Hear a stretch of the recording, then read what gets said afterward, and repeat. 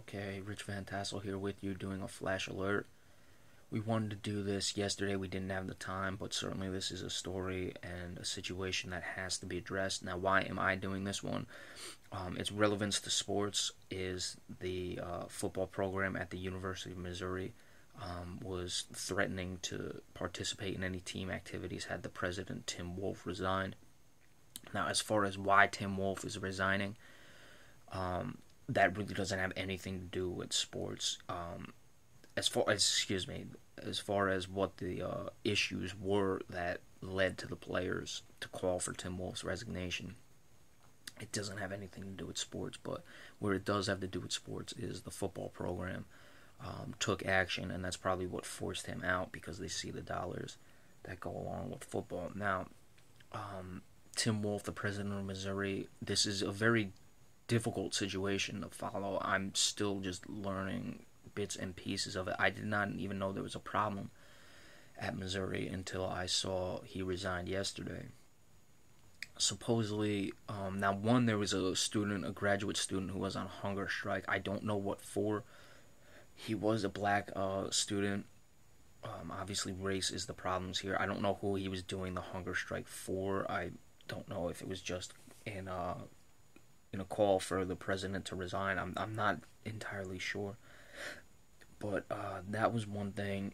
Now, a lot of the issues were, one was a racial slur that was used at a fraternity party, I believe it was, by a drunken student, not by Tim Wolfe. We want to be very clear here. Tim Wolfe has not been accused of making any racial comments at all or doing anything racist. He is merely being called to resign because he is not handling it in the appropriate fashion. So we want to understand that. Another situation where a swastika was written using feces, and we're sorry to be graphic, but that's just what the report is. I believe it was on a bathroom wall or on the wall of either a black or Jewish student's house. I'm not sure. A lot of these reports are, few and far between and just filled with gas. And also the handling of the Mike Brown situation. Now, for those of you who don't remember what the Mike Brown situation was, Mike Brown was the 18-year-old in Ferguson, Missouri, which is outside of St. Louis. He had gotten into an altercation with a cop, and the cop shot him. Of course, led to the riots out in Ferguson. When they decided not to press charges against the officer, who was Darren Wilson. If you really want to know what my opinion on the Mike Brown situation is, if you charge a cop, you're going to get shot. I don't know if Darren Wilson is one of the good cops or one of the bad cops. A lot of people don't ever like to hear this because they think that the cops can do no wrong, whatever it is. I'd say that they're about 97% of police officers are very good people who just go to work, just do their job, and aren't a problem, aren't these power-hungry maniacs. But the other 3% are, and they're very dangerous people because they have a gun and they have the authority to use it. Now, was Darren Wilson one of that 3%? I don't know. I don't know the man. I only saw a couple of interviews, and certainly you would not gauge that from an interview. He's being told what to say. So that's my opinion there. I don't know if Mike Brown needed to be shot, but certainly that's what's going to happen if you storm a police officer. Now, back to the topic at hand. None of these are any reason for a guy to be forced to resign or to lose his job. This is what you get with political correctness. This is what you get from progressives. Now, I say the term progressives. A lot of people, quote-unquote conservatives, most people who aren't even conservatives, they're what I would like to call a rhino, which is a Republican in name only, like to throw terms at people on the political left. No, Thomas Jefferson was on the political left, okay? Thomas Jefferson was a great American. These people aren't leftists. Someone who's on the political left is a libertarian. They believe you do what you would like to do, I will do what I like to do.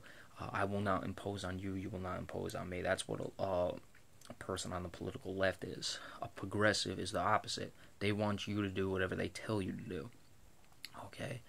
They, want to dictate language. They want to dictate how things operate. And they want to use the threat of you being, or them being offended by something you say to do so. Okay, just as, true conservatives don't like to be thrown into the bus with rhinos, and for those of you who need to know what a rhino is, Marco Rubio is a rhino. So there's your example, in case you're wondering what it is. So just as a conservative like myself wouldn't like to be thrown in with the rhino group, I don't want to throw people on the political left in with progressives.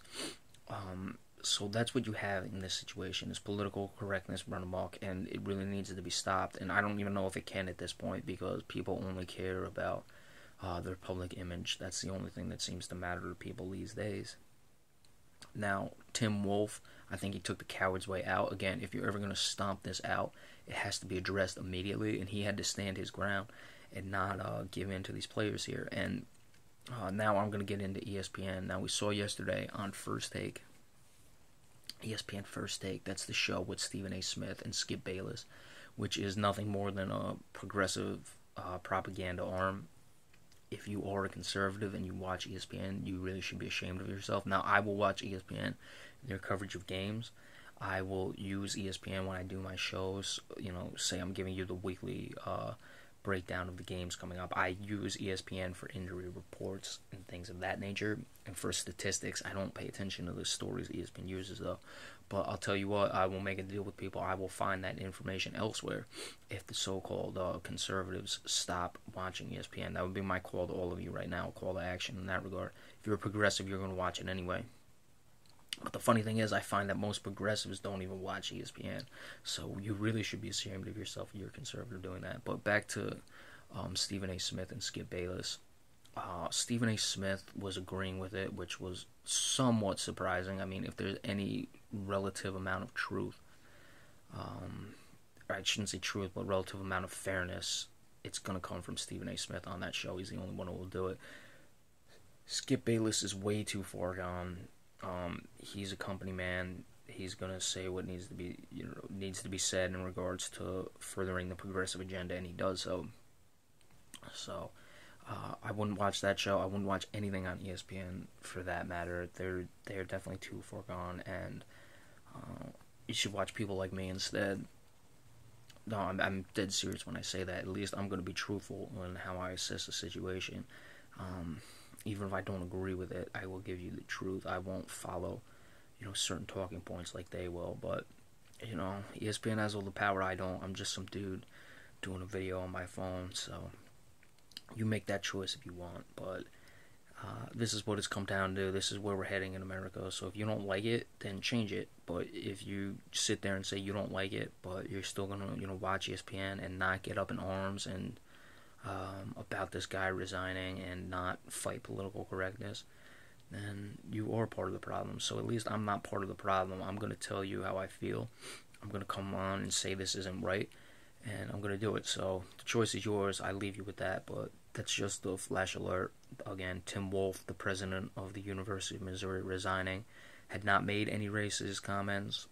This is simply a perceived reaction to the way he handled, or did not handle for that matter, certain situations where race was a sensitive issue. So football players were threatening to not participate in team activities, and that's what led to his resignation. So there you have it. Do as you wish, but that's my call to action for you people, and this is the flash alert. Be sure to stay tuned a little later. Gonna give you a weekly NBA report as well as the breakdown from last night's game. So stay tuned for that. Thanks.